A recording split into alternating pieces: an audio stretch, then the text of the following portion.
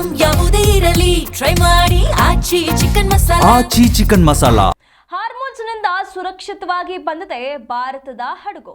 ಭಾರತದ ಪ್ರಮುಖ LNG ಸರಕು ಸಾಗಣೆ ನೌಕೆ ಈಗ ದಿಶಾವನ್ನ ಪಡೆದಿರುವಂಥದ್ದು.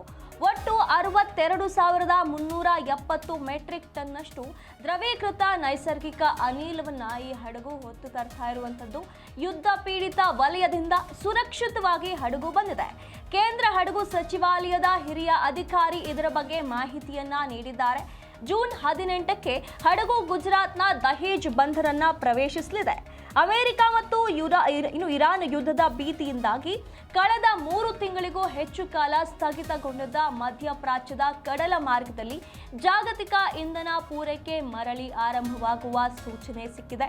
ಶಿಪ್ಪಿಂಗ್ ಕಾರ್ಪೊರೇಷನ್ ಆಫ್ ಇಂಡಿಯಾ ನೇತೃತ್ವದ ಒಕ್ಕೂಟವು ನಿರ್ವಹಿಸುತ್ತಿರುವಂತಹ ಭಾರತದ ಪ್ರಮುಖ LNG ಸರಕು ಸಾಗಣೆ ನೌಕೆ ದಿಶಾ ಅತ್ಯಂತ ಅಪಾಯಕಾರಿ ವಲಯವಾಗಿದ್ದ ಹಾರ್ಮೋನ್ ಜಲಸಂಧಿಯನ್ನ ಸುರಕ್ಷಿತವಾಗಿ ದಾಟಿ ಹೊರಬಂದಿದೆ ಎಂದು ಕೇಂದ್ರ ಹಡಗು ಸಚಿವಾಲಯದ ಹಿರಿಯ ಅಧಿಕಾರಿಯೊಬ್ಬರು ತಿಳಿಸಿದ್ದಾರೆ. ಯುದ್ಧ ಪೀಡಿತ ವಲಯದಿಂದ ಯಶಸ್ವಿಯಾಗಿ ಹೊರಬಂದಿರುವಂತಹ ಭಾರತ ಧ್ವಜ ಹೊಂದಿದ ಮೊದಲ LNG ನೌಕೆ ಇದಾಗಿದ್ದು ಸದ್ಯ ಇಡೀ ದೇಶದ ಗಮನ ಸೆಳೆದಿದೆ. ಕೇಂದ್ರ ಬಂದರು ಹಾಗೂ ಹಡಗು ಮತ್ತು ಜಲಮಾರ್ಗಗಳ ಸಚಿವಾಲಯದ ನಿರ್ದೇಶಕರಾದ ಉಪೇಶ್ ಕುಮಾರ್ ಶರ್ಮಾ ಅವರು ಪಶ್ಚಿಮ ಏಷ್ಯಾದ ಇತ್ತೀಚಿನ ಬೆಳವಣಿಗೆಗಳ ಕುರಿತು ಮಾಧ್ಯಮಗಳಿಗೆ ಮಾಹಿತಿಯನ್ನ ನೀಡಿದ್ದಾರೆ. ನಮ್ಮ ಹೆಮ್ಮೆಯ LNG ಸಾಗಣೆ ನೌಕೆ ದಿಶಾ ಒಟ್ಟು 62,370 ಮೆಟ್ರಿಕ್ ಟನ್ ದ್ರವೀಕೃತ ನೈಸರ್ಗಿಕ ಅನಿಲವನ್ನು ಹೊತ್ತು ಹಾರ್ಮೋಸ್ ಜಲಸಂಧಿಯನ್ನ ಸುರಕ್ಷಿತವಾಗಿ ದಾಟಿದೆ. ಈ ಹಡಗು ಜೂನ್ 18ರಂದು ಗುಜರಾತ್ನ ಪ್ರಮುಖ ದಹೇಜ್ ಬಂದರನ್ನ ತಲುಪುವ ನಿರೀಕ್ಷೆ ಇದೆ.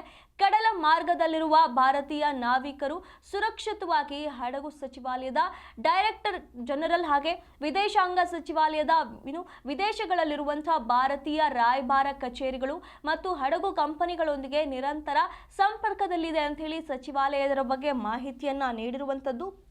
ಸತತವಾಗಿ ನಡೆದಂತ 3 ತಿಂಗಳ ಯುದ್ಧದ ನಂತರ ಈಗ ಭಾರತದ ಹಡಗು ಈ ಭಾರತದತ್ತ ಬರ್ತಾ ಇರುವಂತಹ ಸಂತದ ಸುದ್ದಿಯನ್ನ ಈಗ ಎಲ್ಲ ಕಡೆ ನೀಡ್ತಿದ್ದಾರೆ.